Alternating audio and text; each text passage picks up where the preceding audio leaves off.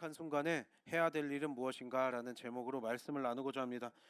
인간적인 방법을 쓰기는 했어요. 그래서 두 때로 나눠가지고 에서가 400명을 데리고 나를 죽이려고 내 형이 그 원한을 20년 지났는데도 잊지 않고 죽이러 온다는 얘기를 들으니까 두려워서 정상적인 인간이라면 아무리 내가 겁없고 막 그냥 막 나가는 사람이라 그래도 당장 나 죽이러 400명 끌고 온다라 그러면 안 두려울 사람이 어디 있겠어요?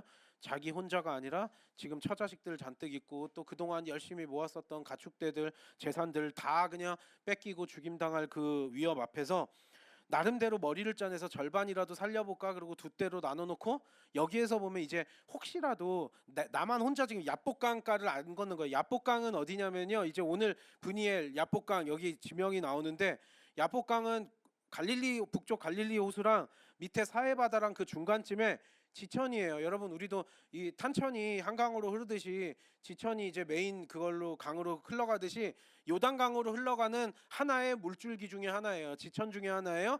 그 야복을 먼저 건넌 거예요. 먼저 가족들이랑 가축대들 다 먼저 건너게 했어요. 왜요? 본인이 먼저 하나님하고 또 할 일이 좀 남아있다고 생각을 했는지 아니면 인간적으로 머리를 쓴 거예요. 일단 선물 먼저 줘. 내 얼굴부터 보면 또 화가 날 수도 있으니까 기억나가지고 먼저 가족들 보내고, 야, 우리 아버지 야곱이 뒤에 있다고 전해라 그러면서 가축대부터 먼저 주라 그런 거예요. 그러니까 이게 좀 얄팍한 수를 끝까지 쓰기는 해요, 야곱이. 하지만 그것 다 충분하지 않다라는 거 알고 두 때로 나눠 나가지고 이제 한쪽 공격당하면 한쪽이라도 도망쳐라라고 했고, 먼저 이제 아들들이랑 처자식들 먼저 다 보내고 가축대 보낸 다음에 자기 혼자 남아 있어요. 왜냐면 먼저 예물부터 먼저 드려. 예물 먼저 주면 마음 풀려가지고 우리 해치지 않을 수가 있으니까 일단 그렇게 하자라 그러고 얄팍한 머리를 쓰기는 했지만 이제 오늘 여기 나와요. 21절 22절 읽어볼까요? 21절부터 23절까지 읽겠습니다. 21절부터 23절 시작. 그 예물은 그의 앞서 보내고 그는 무리 가운데서 밤을 지내다가 밤에 일어나 두 아내와 두 여종과 11 아들을 인도하여 야복 나루를 건널세. 그들을 인도하여 시내를 건너가게 하며 그의 소유도 건너가게 하고, 일단 다 건너가라 그랬어요. 그리고 혼자 남은 거예요. 왜냐하면은 이게 인간적인 잔머리를 굴린다고 해도 그걸로 해결이 안 된다는 걸 야곱이 본능적으로 알고 있었던 거죠. 지금 하나님께 간절히 기도하고 나 한 번만 살려주세요 약속했잖아요 뭐 그러고 하나님께 매달리고는 있지만 그거 가지고 충분하지 않을 거라는 걸 본능적으로 알았고요. 정말 사생결단의 어떤 그 결단하는 무엇인가 하나님하고 있지 아니하면 안 된다라는 사실. 그리고 여러분, 솔직히 말하면 이게 야곱도 본능적으로도 알 수 있는 게 그 순간에 죽이지 않는다 그래도 마음 먹어가지고 언제라도 에서가 일단 예물 받았어? 그래 당장은 안 죽이는데 또 나중에 또 생각나가지고 또 죽이려고 할지. 그러니까 이거 근본적으로 해결이 안 되면은요, 지금 내가 짐승 뭐 500마리 넘게 이렇게 막 바치고 이런다 그래서 해결이 되지 않는다라는 걸 누구보다 야곱이 알았어요. 이건 지금 하나님께서 관여하시지 않으면 안 된다는 일이라는 걸 알았기 때문에 지금 먼저 다 건너가게 하고 혼자서 외롭게 남은 거죠. 그런데 여기에서 이제 보면 어떤 일이 있었나, 여기에서 24절부터 26절 읽어볼까요? 24절부터 26절 오늘 다 같이 읽겠습니다. 시작. 야곱은 홀로 남았더니 어떤 사람이 날이 새도록 야곱과 씨름하다가 자기가 야곱을 이기지 못함을 보고 그가 야곱의 허벅지 관절을 치매 야곱의 허벅지 관절이 그 사람과 씨름할 때 어긋났더라. 그가 이르되 날이 새려 하니 나로 가게 하라. 왜 이르되 당신이 내게 축복하지 아니하면 가게 하지 아니하겠나이다. 가족들이랑 이거 다 보낸 다음에 이제 씨름을 해요. 누구랑 씨름을 하느냐 이게 문제죠. 도대체 누구랑 갑자기 씨름을 해요? 레슬링하고 씨름하고 지금 막 이래가지고 둘이 어떻게 보면 몸으로 막 싸우면서 겨뤘다는 내용인데 이게 도대체 누구랑 이렇게 싸우냐고요. 그런데 야곱을 이기지를 못했대요. 야곱이 아무리 못해도 지금 90대로 추정이 되는데 힘이 세봤자 뭐 얼마나 셌겠어요. 뭐 그렇다고 막 완전히 막 기력이 다 떨어진 그런 그런 상태는 아니지만 야곱이 또 에서랑은 또 다른 스타일의 사람인데 어떻게 이게 되겠냐라는 거죠. 그런데 여기에서 누군지도 모르는데 누구랑 씨름하다가 야곱을 도저히 이길 수가 없었대요. 야곱은 거의 죽기 살기로 지금 달려들고 있는 거예요. 나 살려달라고, 나 축복해달라고 막 달려들고 있는 거예요. 도대체 누구냐라는 거예요. 얼마나 야곱이 외로움 가운데 처절하게 고통스럽게 몸부림쳤을까. 가족들이랑 가축대랑 다 일단 야복강가 넘어가지고 먼저 보내놓고 먼저 너희들이 에서 만나라 그러고 자기 혼자 남아있는 거예요. 정말로 처절하게 혼자서 사투를 벌이고 있는 거죠. 얼마나 외롭고 얼마나 고통스러울까요. 아마 본능적으로 에서가 자기 용서하지 않고 죽일 거라는 확신이 들었기 때문에 하나님께 간절히 기도했던 거고요. 예물도 최선을 다해서 아끼지 마. 형한테만 아꼈다가 이게 아니야. 뭐 막 재산에 다 뭐 줄 수는 없겠지만 그래도 에서에게 550마리 막 준비해가지고 짐승들이 이렇게 준비한 거 보면 최선을 다해서 용서받기 위해서 예물도 준비를 했어요.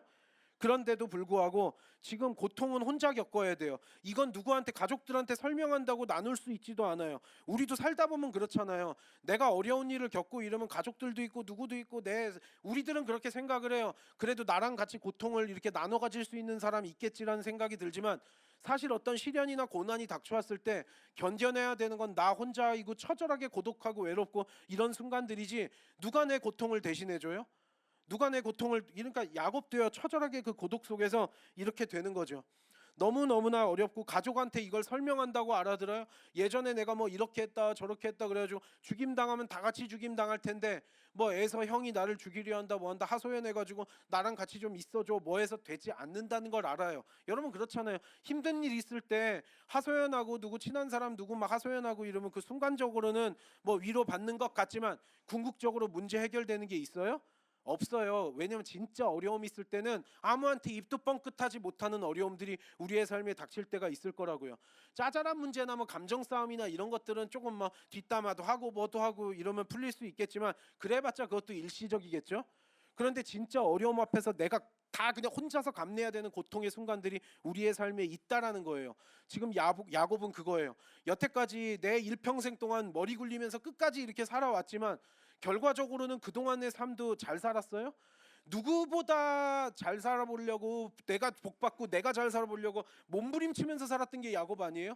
나 부자도 되고 싶고 내가 형의 복도 가로채고 싶고 막 뭐 하고 싶고 뭐 하고 싶고 나름대로 누구보다 잘 살고 싶어 했었던 야곱인데 사실 내 맘대로 되는 게 아니라 내 맘대로 되는 것 같아도 그 가운데 너무나 고통과 고난과 몸도 힘들지 마음도 힘들지 이제는 또 그렇게 고생하면서 삼촌 라반에게서 벗어나서 도망치듯이 나왔더니 이제 형이 칼을 들고 내 앞에 군인들 400명과 함께 서 있다라는 생각이 들면 내 인생이 얼마나 허무하겠어요.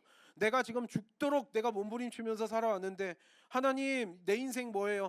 베델에서 약속을 받고 이르긴 했으니까 그 약속 붙들고 기도는 하는데 여러분 지금 야곱은요 하나님을 베델에서 만나가지고 20년 전에 베델에서 하나님 만나고 뭐 약속에 받았다 그래도요 아직 인간적으로 살아가고 내 소견에 오른 대로 나의 어떤 자아로 나의 욕심으로 나의 교만으로 살아왔던 게 야곱이고요 그 결과가 좋았던 게 아니라 계속적으로 힘들어요. 내가 속임수 쓰고 건너왔더니 더한 속임수 쓰는 사람 만나가지고 계속 속임 당하고요. 어떻게 보면 야곱의 자업자득인 측면이 있다고도 성경은 말씀하고 있지만 이제는 하나님 앞에 처절하게 사투를 벌일 때라는 거. 하나님 내 기도 이거 안 들어주시면 어차피 다 죽을 목숨이면 나 죽기 살기로 하나님께 매달리겠습니다. 지금 그러고 있는 거죠. 이게요 누구랑 씨름했냐 그러면 여기 뜬금없잖아요. 이게 호세아서에 나와요. 호세아 선지자가 이거 야곱에 대해서 말하는데요. 다른 데서 설명이 안 나거든요. 호세아 12장 3절 4절 읽어볼까요? 호세아 선지자가 훗날 이렇게 얘기해요. 12장 3절 4절 시작.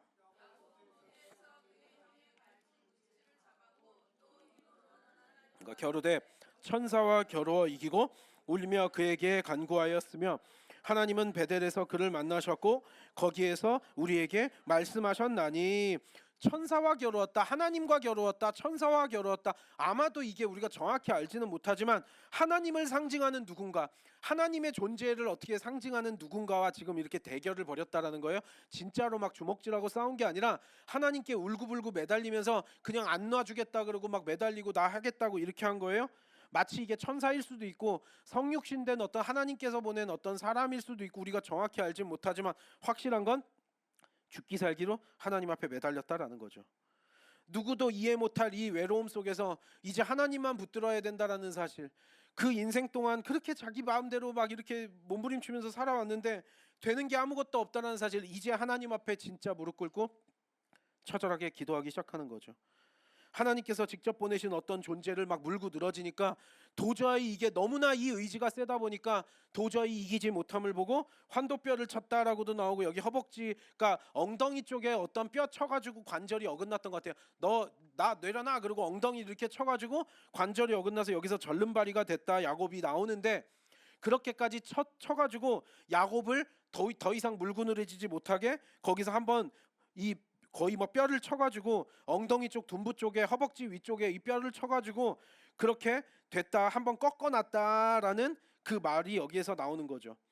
날 새도록 밤새도록 그렇게 씨름하니까 나 좀 놔줘라 이제 가게 하라 그러니까 나 축복하지 아니하면 나는 못 갑니다. 나 여기서 그냥 죽으면 죽었지. 그러니까 이제는 우리의 삶에서도 마찬가지예요. 우리가 절박한 순간이 이렇게 닥칠 때 우리가 해야 될 일이 뭐 다른 게 없어요. 사실 다른 거 한다고 되지 않을 때 하나님을 이렇게 야곱은 이때 하나님을 만나게 되고요. 사실 과거에 베델에서 만났던 하나님 그 시절에는 야곱은 미성숙한 시절이었고 온전한 믿음이 있지 않은 시절이었는데 이제 여기에서 그동안의 삶에서 고통을 겪으면서 조금씩 야곱이 변화된 측면이 있긴 하거든요. 그런데 아직 야곱은 온전한 상태가 아니었고요. 여기에서 이제 결정적이고 근본적인 변화가 생기게 되는 거죠. 야곱의 믿음이 어떻게 보면 자기 아버지나 자기 할아버지 이삭과 아브라함하고는 너무나 좀 대비되는 삶을 살았어요. 왜냐하면 야곱은 여러분 생각해보면 그렇잖아요. 이삭 같은 경우는요 생각보다 물론 어렸을 때 이런 시험 받고 이런 건 있지만 우물 파도 뭐 양보하고 뭐하고 이래서 평탄한 삶을 살았다 그러면 야곱은 그 일평생 동안 사람들이랑 대결하면서 살아왔고 신경전하면서 살아왔던 게 야곱 아니에요? 뱃속에다부터 형 에서 한번 이겨보겠다고 발뒤꿈치 붙들고 나와가지고 했고 결국 중간에 뭐 팥죽도 팔아먹고 뭐 장자권도 내놓으라 그랬다가 결국엔 축복 뺏고 싶어가지고 아버지랑 또 형 에서 속여가지고 지금 이렇게까지 상황을 만든 거고요.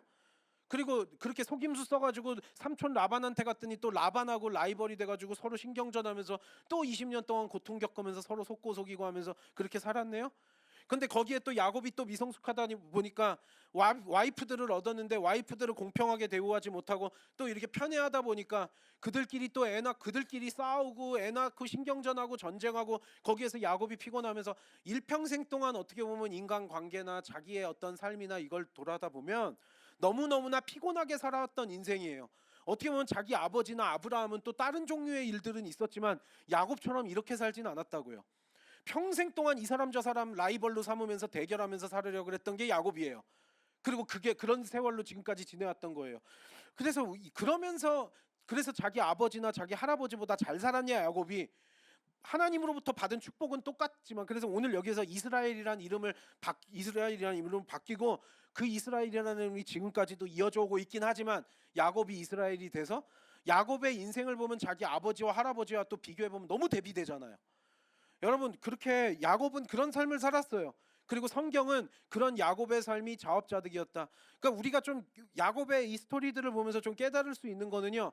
과연 그렇게 발버둥치면서 살아가면서 막 이 악물고 막 라이벌 삼고 신경전하고 막 누구보다 위에 올라서려 그러고 막 이렇게 살아가는 삶이 과연 지혜로운 삶인가 아닌가 우리는 또한 생각해 볼 수 있는 거죠. 야곱의 경우를 보면은요. 누구보다 그렇게 욕심이 많았었던 야곱이 더 험난한 삶을 살았던 걸 우리는 알 수 있게 돼요. 그게 부질없구나, 그게 큰 의미가 없구나라는 사실을 야곱의 삶을 보면서 저렇게 살아가는 게. 그래서 여러분들 중에도 사람마다 다른 사람이 있을 거예요. 물론 너무나 의지 없이 생각 없이 그냥 인생 놔버리고 살아가는 사람들도 있어요. 뭐 하려다 보니까 또 안 되고 꺾이고 이러다 보니까 그러는 사람들도 있는데 또 그냥 이 악물고 내가 누구보다는 그래도 잘나야지 뭐하면지 막 살아면서 막 스트레스 받으면서 사람들 이 사람 저 사람 나랑 잘 사나 못 사나와 비교하면서 자존감 막 떨어지고 또 막 이러면서 살아가는 삶이 과연 자업자득으로 스스로의 인생을 함정에 빠뜨리는 스스로 어렵게 살아가는 일임을 성경은 분명히 너무나 많이 힌트를 주고 있어요. 굳이 그런다 그래서 결과가 바뀌지도 않는다고요. 내가 욕심내가지고 뭔가가 바뀌어지지도 않는다고요. 그냥 내 삶만 힘들 뿐이라고요. 야곱이 그걸 잘 보여줘요. 형이 에서 발뒤꿈치 붙들고 나와가지고 지금까지의 삶이 어땠냐는 거예요. 하나님을 만나고 베델에서 그렇게 약속을 받았지만 그래도 지금 똑같아요. 상황은 그리고 계속적으로 어려워요. 여기에서 이제 야곱은 하나님을 만날 수밖에 없었고요. 그래서 하나님이 오죽하면 이렇게 엉덩이 쪽을 치셔가지고 절름발이로까지 야곱을 만드는 장면. 제발 나 좀 보내줘라. 근데 야곱은 이제는 안 돼요. 이제는 내가 살아왔던 이 방식대로 살아가는 게 의미가 없고 내가 지금 에서한테 막 예물 주고 화해를 청한다고 예물도 준비했어요. 용서받기 위해서는 뭔가 합당한 그 대가도 치러야 된다라고 생각을 해서 근데 예물 줬다고 화해가 돼요? 용서가 돼요? 그때 순간만 용서하고 뭐하고 그 뒤엔 아무런 의미 없을 수도 있거든요. 이제는 알아요. 하나님의 은혜가 내 삶에 임하지 않으면 안 된다는 걸 야곱이 누구보다 깨달았기 때문에 절름발이가 되고 뭐하고 별 의미 없어요. 하나님 나 붙들고 나 못 놉니다. 그러면서 하나님하고 끊임없이 여기에서 이제 해결받기를 원하는 거죠. 우리가 오늘 본문을 통해서 또 힌트가 하나 있어요. 지금요, 인간과의 관계를 해결하기 위해서 하나님께 매달리는 거예요. 에서와의 관계 회복도요, 내가 예물 준다고, 내가 화해하자고, 용서해줘요, 악수 청한다고 될 일이 아니에요. 근본적으로 해결이 안 된다는 걸 알아요. 그래서 야곱은 먼저 이제 하나님과의 관계 회복을 해요. 그동안 야곱이 베델에서 하나님 만났음에도 불구하고 아버지와 자기 할아버지와는 다르게 하나님 바라보면서 하나님 의지하면서 살아왔던 삶이 야곱이 사실 아니었어요. 자기의 욕심대로, 자기의 교만함으로, 내 힘으로 내가 멀리 굴려서 살아보겠다라고 그러고 살아온 게 야곱의 삶이었기 때문에 지금 오늘 이 본문에서 하나님을 만나기 전까지 야곱의 믿음은 굉장히 연약한 수준이었다고요. 자기가 아쉬울 때 하나님 나 좀 도와주세요 이런 거였고, 그 당시에 삼촌 라반에게 도망칠 때 베델에서 하나님 만난 게 전부이지, 그의 인생이 하나님 앞에서 그렇게 경건하게 그리고 하나님을 경외하는 삶이라고 볼 수 없었던 거죠. 그래서 계속 힘들었어요. 하나님하고의 친밀한 관계 없었어요. 아버지와 자기 할아버지 이삭과 아브라함이 가지고 있었던 하나님과의 어떤 관계 정립이 안 돼 있었다고요. 올바른 관계도 아니었고 친밀한 관계도 아니었어요. 이제 여기에서 그는 알아요. 여러분, 인간관계 해결하기 위해서 내가 화해를 청하고 악수 청한다고 해결이 되는 것이 아니라, 우리는 모든 문제들을 해결하기에 앞서서 하나님하고의 관계, 우리가 죄인들이잖아요. 하나님하고의 관계가 올바르게 해결되지 않으면은요, 그래서 하나님과의 관계가 올바로 해결이 되면서 여러분, 우리가 변화를 받고 회개하고 하나님의 만지심을 경험하게 되면서 우리는 다른 땅에서 꼬여있는 모든 것들이 풀어지게 되는 걸 경험할 수 있어요. 여러분, 우리가 하늘에서 매이면 땅에서도 매이고 땅에서 풀리면 하늘에서도 풀리고, 이게 다 연결되어 있는 거거든요. 내가 영적인 부분에서 하나님하고의 관계가 올바르게 정립이 되면은요, 내 삶에서 그동안 꼬여 있었던 수많은 인간관계들까지도 자연스럽게 풀어지는 경험을 우리는 할 수 있다라는 거죠. 인간관계에서 내가 어떻게 수를 쓰면 될까? 내가 뭐 짐승을 더 예물을 준비하면 될까? 선물을 주면 될까? 그때뿐이에요. 여러분, 미봉책이에요. 내가 해결해가지고 될 수 있을 것 같긴 하지만 사실 내가 하나님하고의 관계 속에서 올바르게 해결이 되지 않으면 나랑 꼬여있는 수많은 관계들, 그리고 엉망진창이 된 모든 것들을 풀고 싶은데, 사실 풀려고 몸부림쳐봤자, 야곱이 풀려고 몸부림 안 쳐봐요?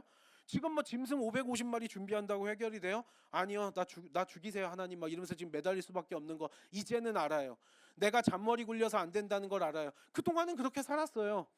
여러분, 이제는 하나님과의 올바른 관계가 정립이 되고 그 안에서 하나님의 은혜를 입으면 이 땅에서도 풀린다는 사실, 먼저가 뭐냐라는 거예요. 그러고 나서 사람들한테 예물도 바치고 뭐 예물도 주고 화해를 청하고 이럴 수 있는 거지, 하나님하고의 관계가 근본적으로 하나님을 의지하는 것도 없고 내 소견에 옳은 대로 하다가 내 삶에서 모든 것들을 엉망진창되고 꼬여버린 거 해결하려니까 안 되는 거예요. 여러분, 이 영적인 비밀을 깨닫는 우리 거룩한 십자교회 성도들 되길 원합니다.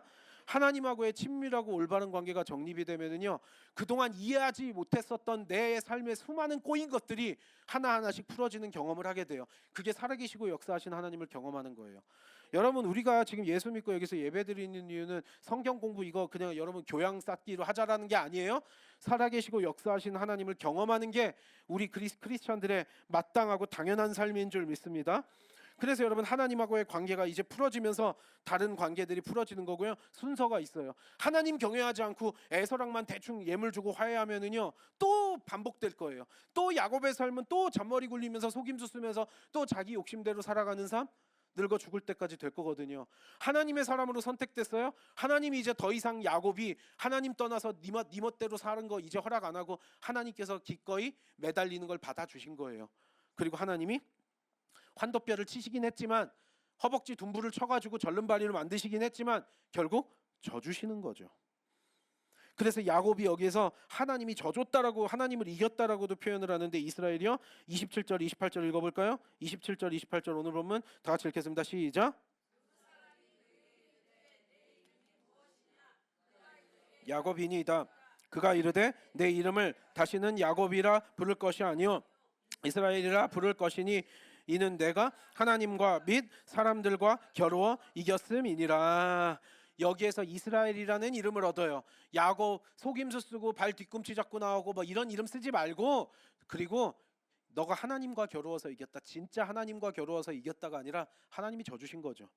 하나님이 환도뼈 치신 대신에 그의 어떤 그 자아나 이런 것들이 한번 꺾이기는 했지만, 여기에서 이스라엘이라는 이름, 너무나 영광스러운 명예로운 이름을 얻어요. 하나님과 겨루어서 이겼다. 하나님이 어떻게 보면 져주셨다라는 의미인데 이제 확실하게 응답받은 거죠. 그래, 네가 이겼어. 네 응답 들어줄게. 이제 아브라함과 이삭과는 또 다른 방식으로 야곱을 만지시는 거예요.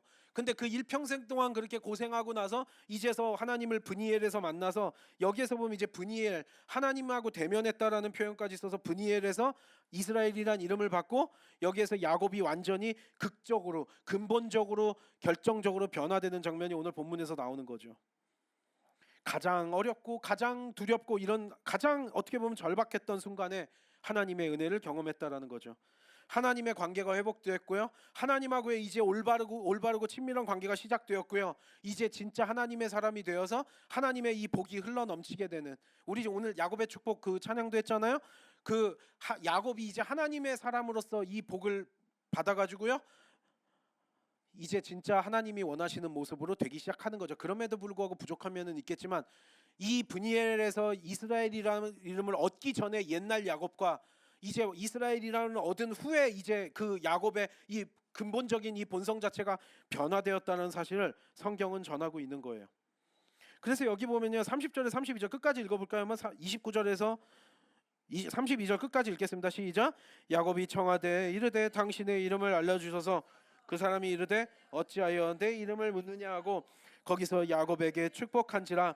그러므로 야곱이 그곳 이름을 브니엘이라 하였으니 그가 이르기를 내가 하나님과 대면하여 보았으나 내 생명이 보존되었다 함이더라. 그가 브니엘을 지날 때 해가 돋았고 그의 허벅다리로 말미암아 절었더라. 그 사람이 야곱의 허벅지 관절에 있는 둔부의 힘줄을 쳤으므로 이스라엘 사람들이 지금까지 허벅지 관절에 있는 둔부의 힘줄을 먹지 아니하더라. 이때부터 이제 흥미로운데, 이름 가르쳐 달라 그래도 알아서 뭐하냐라 그랬지만 하나님이시라는 사실, 그리고 여기에서 보면 이때 둔부를 쳐서 야곱이 절름발이가 되었고 불편해지기는 했지만, 이때부터 좀 흥미롭죠. 이거는 뒤에 모세 율법이나 나오진 않지만 이때 야곱이 이스라엘이라는 이름을 얻고 브니엘에서 하나님을 대면해가지고 너무나 좋았으나 여기에서 둔부를 쳤기 때문에 그 힘줄이 다쳤기 때문에, 이스라엘 사람들이 지금까지도 이 엉덩이 둔부의 힘줄은 고기로 먹을 때 먹지 않는다라는 어떤 좀 흥미로운 전통이 내려져 왔다라고 오늘 본문의 성경에서 전하고 있는 거죠. 이제 브니엘에서 하나님을 만났고요, 응답을 받았고요, 하나님이 져주셨고 이제 그는 변화되기 시작한 거예요. 야곱의 변화는 이때부터 시작됐고요. 그래서 이제 에서와의 관계도 회복된다라는 그 확신, 그리고 그 약속을 받은 거고요. 야곱의 이런 변화들을 보면서 우리는 좀 그런 생각이 들어요. 이제 오늘 본문의 내용을 보면서 여러 가지 생각이 드는데, 여러분 여러분들마다도 생각이 다를 수는 있어요. 사람이 변할까요, 안 변할까요? 인간은 진짜 안 변해, 뭐 이런 얘기를 하는 사람도 있고요. 그래, 인간은 변할 수도 있어 라고 생각하는 사람들도 있어요. 근데 이거 뭐 어렸을 때 있다가 나이 들면 변하냐, 본성 안 변한다, 그러니까 사람들마다 뭐 사람은 변한다 안 변한다 이런 얘기를 하기도 하는데요. 여러분, 사람이란 존재는 진짜로 진정으로 변화될 수 있을까요? 변화된 척 하는 거 말고요. 여러분, 오늘 성경을 보면서 우린 깨달아요.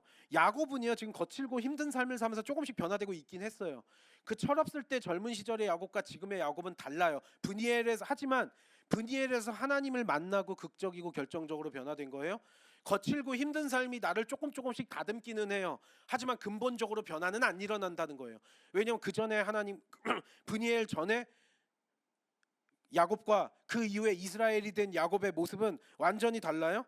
그러니까 즉 뭐예요, 여러분? 거칠고 힘든 삶으로 조금씩은 변화될 수 있어도요, 인간이라는 존재가 극적으로 결정적으로 변화 잘 안 된다는 거예요. 언제만 오직 변화돼요? 하나님을 직접적으로 만났을 때만 변화된대요. 결정적이고 근본적인 변화는 브니엘에서 야곱이 그랬었던 것처럼 하나님을 직접적으로 대면하고 여러 방식으로 하나님을 만날 수가 있는데, 하나님을 만났을 때 우리가 변화되는 체험을 할 수 있다는 거예요. 이게 너무나 중요한 거예요. 인격적으로 하나님을 대면하는 게 우리의 삶에서 그래서 그렇게 중요한 이유예요. 하나님을 저 멀리 있는 분으로 아는 자들에게 변화는 일어나기 쉽지 않을 거예요. 조금씩 변화되는 건 있을지언정 근본적으로 변화 안 돼요. 근본적이고 결정적인 변화는 하나님을 인격적으로 만났을 때만 된다. 그러면 이거죠. 하나님을 인격적으로 어떻게 만나냐는 거예요. 하나님을 너무나 만나고 싶다라고는 이야기를 하는데, 하나님을 만나면 좋겠죠. 살아계시고 역사하신 하나님, 목사님 설교처럼 내 삶에도 좀 그랬으면 좋겠네요. 그런데 난 안 그런 것 같은데요? 라고 분명히 질문을 마음속으로 하시는 분들도 계실 거예요. 여러분, 하나님을 어떻게 하면 만날 수 있을까요? 여러분 하나님은요 만나는 게 어려운 것이 아니라 우리가 잘 아셔야 돼요. 우리가 다른 짐승들과 다른 이유는 영적인 존재로 지음받았기 때문이에요. 하나님의 형상으로 지음받았기 때문이에요. 여러분 우리가 이렇게 예배 드릴 수 있는 거 다른 짐승들이 할 수 있어요? 보이지도 않는 하나님을 예배할 수 있는 건 우리가 영적 존재로 지음받았기 때문에 가능한 거예요. 영적 존재로 지음받았다는 건 야곱이 지금 하나님을 대면해서 만났듯이 우리의 이런 영적인 존재가 하나님과 대면할 수 있고 하나님과 인격적인 교제가 가능하다라는 의미예요. 여러분 그래서 성경은 이야기해요. 하나님을 찾으면 하나님께서 만나 주시겠다고. 우리가 왜 하나님을 만나지 못하느냐? 찾지 않아서 그래요. 내 삶에서 아쉬운 게 없는 사람들은요 뭐 굳이 하나님을 찾으려고 하지 않아요.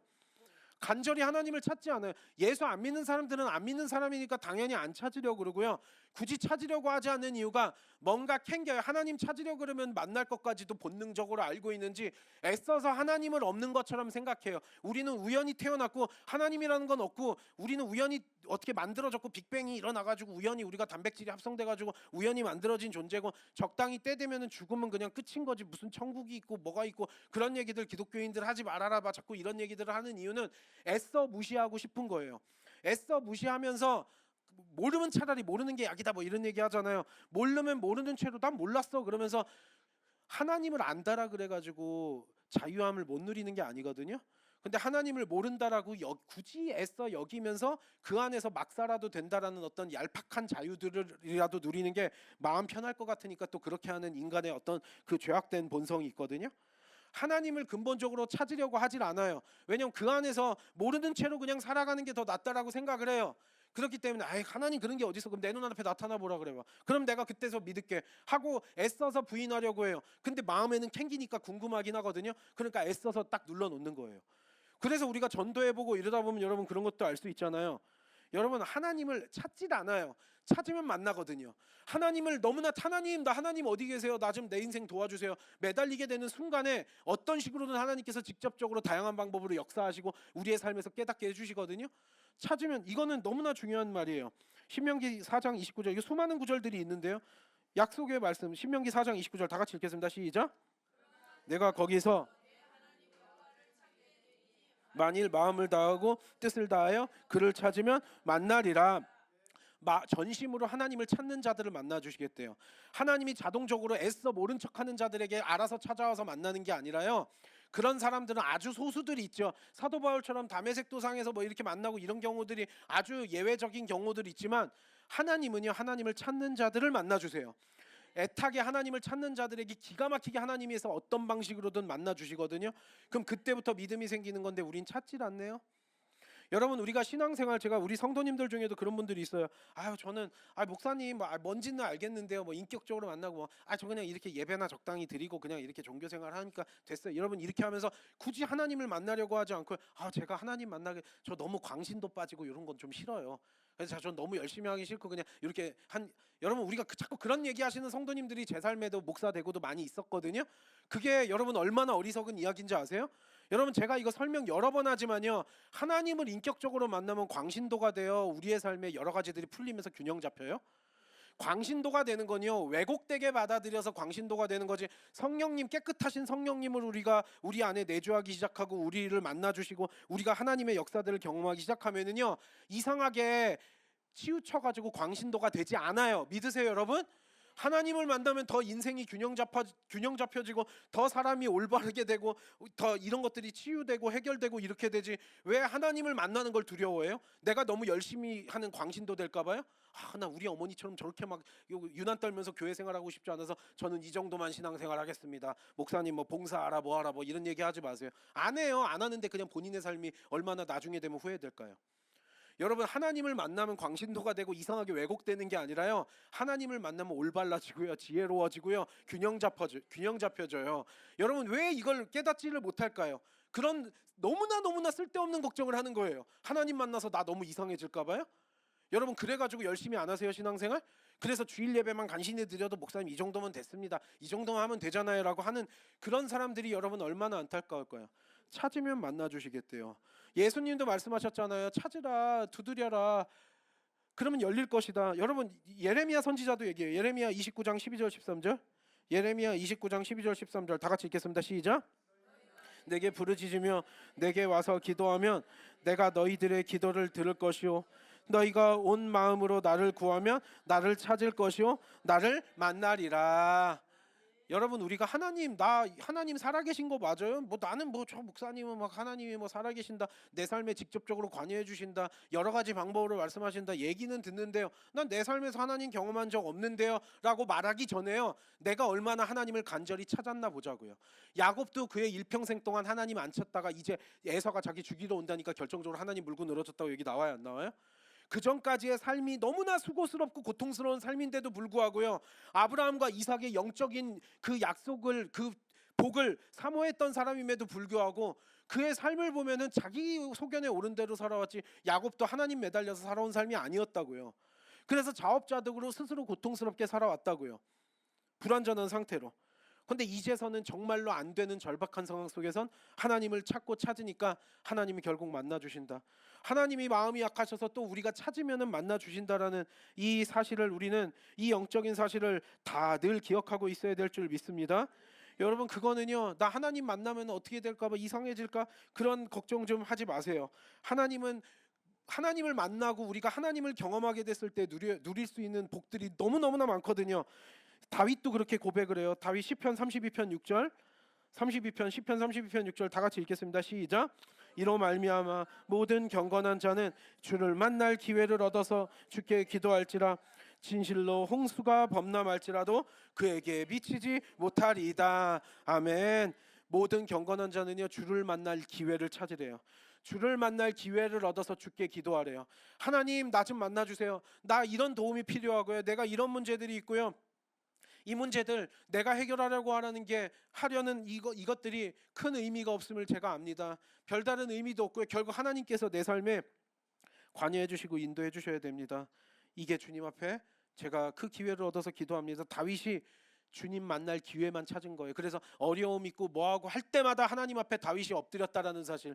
다윗이 물론 여러 가지 실수를 하기는 했지만 하나님 앞에서 끝까지 하나님을 예배자로서 남고 하나님을 배반하지 않았던 게 이런 게 비밀이에요. 하나님을 애타게 찾을 기회들을 얻어서 그때그때마다 하나님께 매달렸을 때 응답받고요, 홍수가 범람할지라도 나한테 미치지 않는다는 거, 어떤 힘든 일이 와도 하나님께서 보호해 주신다는 이 확신 가운데, 이게 하나님을 진정으로 인격적으로 만난 자들이 누리는 복이죠. 막 열심히 살아보고 내가 공부 열심히 하면 잘 될 거다, 이거 노력을 하면 잘 될 거다, 이런 것들은요 아주 약간의 유익만 있을 뿐이지 대세에 뭐가 없다고 우리는 이제 영적인 세계를 아는 자들은 깨달아요. 여러분이 발버둥을 치면은요, 조금씩은 좋아지는 게 있을 수 있어요. 막 사는 것보다는 확실히 그렇게 사는 게 낫다라고도 할 수 있겠지만, 우리 하나님을 믿는 자들은 결국 우리의 삶의 결정권이 누구에게 있어요? 내가 결정할 수 있는 부분은 지극히 제한적이에요. 돌이켜보면, 우리 인생들 돌이켜보면 다 그러잖아요. 근데 왜 자꾸 내 소견에 오른 대로 살아보려고 그러고, 인격적인 하나님을 대면하면서 하나님 앞에 무릎 꿇고 하나님 내 삶 책임져 주세요라 그러고 날마다 주님 앞에 기도하지 않느냐라는 거예요. 하나님이 내 삶에 역사하시지 않는다고요? 내가 하나님을 찾지 않아서예요. 내가 하나님을 얼마나 간절히 찾았나 다시 한번 회개하면서 돌이키는 우리 자신들이 되길 원합니다. 여러분, 그 하나님을 알아가고 하나님을 누릴 때 오는 이 너무나 세세한 것부터, 그래서 우리 그렇게 기도한, 하나님, 제가 하나님을 얼마나 잘 알지 뭐 할지 모르겠지만요, 제가 하나님이 필요합니다. 내 삶에서 정말로 하나님이 내 삶에 관여하시는 게 필요하고요, 내 삶에 도움이 필요합니다. 내가 혼자서 발버둥 치는 게 아니라, 왜 이걸 이제 깨달았는지 모르겠네요. 찾는 자들을 만나 주시겠다고 우리가 한 번씩 스치면서 들었지만, 진짜로 내가 찾았나? 평상시에는 밥 안 굶어, 아쉬울 거 없어. 하나님도 뭐 필요할 때는 내가 뭐 구하고 아니면 말지가 아니라, 하나님, 내 한순간 한순간 내 삶에 없으면 안 됩니다라고 고백하는 겸손한 우리 모두가 되길 원합니다. 교만은 패망 멸망의 선봉이요, 겸손이 우리의 삶을 바꾼다. 하나님께서 겸손한 자들을 존귀하게 만드신다라는 사실, 잠언에도 나와 있잖아요. 우리가 그거 보면서 내가 과연 얼마나 간절하게 하나님을 찾아왔나, 다윗의 고백처럼, 그리고 오늘 성경 말씀처럼, 그리고 예수님께서 우리에게 너희들 찾아라, 두드려라, 구하라, 그리하면 너희들이 하나님 만날 것이고 응답받을 것이다. 하나님께서는 그렇게 겸손하게 하나님 찾는 자들을 기뻐하시고요, 다양한 방법을 통해서 우리를 만나 주실 거고요, 우리를 위해서 일해 주실 줄 믿습니다. 이제서야 진정하게 야곱이 이스라엘이라는 이름을 얻어가지고요, 그 이스라엘이라는 이름이 지금까지도 이어져 오고 있는 거예요. 근데 여러분, 여기에서 보면 이제 그런 거죠. 그런 자들, 이제 하나님의 백성이 된 자들은요, 이제 자기 소견에 옳은 대로 살아가는 게 정말 정말 더 힘들 뿐이에요. 야곱이 어떻게 보면 진정으로 이제서 주의 자녀가 된 거고 아브라함과 이삭의 계보를 잇게 되는 거죠. 그래서 아브라함과 이삭과 이스라엘이 되는 거예요. 그러면서 이제 예수 그리스도까지 연결이 되는 그 축복의 통로가 되는데, 여러분 이제 주의 자녀가 된 우리들, 예수 그리스도의 은혜로 주의 자녀가 된 우리들은요, 마땅히 하나님의 인도하심을, 하나님의 보호하심을 날마다 날마다 경험하는 것이 당연한 줄 믿습니다. 하나님을 찾고 하나님을 만나는 자들에게 우리의 삶이 도울 거고요. 여러분 하나하나 경험해 보세요. 제 말이 거짓말인지 아닌지 여러분 하나하나 여러분의 삶에서 세세한 거 하나하나부터 하나님께서 어떻게 간섭하시고 내가 주의 자녀가 됐다라는 건 얼마나 큰 특권인지, 여러분 그래서요, 그런 경험들을 한 번 한 번 하기 시작하잖아요. 그럼 세상적인 자존감 때문에 내가 막 자존심이 상해, 뭐가 뭐 어때, 내 자존감이 무너지고 막 누가 나를 무시한다 뭐한다, 이런 것들을 여러분 왜 그런 것들이 있는 줄 아세요? 하나님이 내 삶에 관여하시는 걸 경험하기 시작하면은요, 이제 어버브 그거예요. 완전히 그거에서 벗어나게 돼서 사람들끼리 막 찍짝짝짝하고 뭘 했냐 뭐 이런 것들로 막 마음 상하고 뭐하고 하는 것들이요, 정말로 편안해져서 한 단계 이렇게 넘어가게 돼요. 그게 하나님의 사람들이 누리는 복이거든요.